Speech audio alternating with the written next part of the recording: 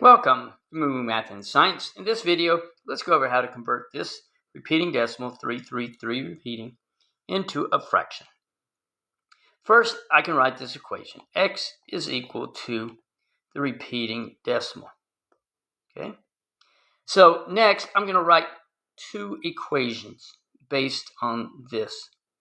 The first one is going to have the repeating decimal, which is 3, to the left of a decimal point, and the next one it will be to the right.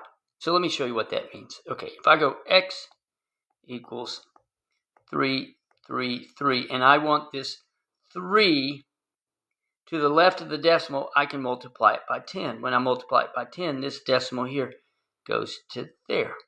What I do to one side of the equation, I need to do to the other side of the equation, so I'll multiply the left side by 10. Now, I'm going to rewrite the second equation, but the decimal is going to be to the right. And I'll add a 0 right here. Now what I do is I just subtract these two equations. 10x minus x is 9x. And then these 3 cancel, and you're left with 3.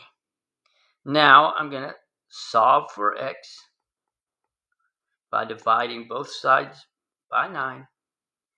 These cancel, so it becomes x equals 3/9, and you can reduce that to 1/3. So there we go. 333 repeating as a fraction is 1/3. I hope that was helpful.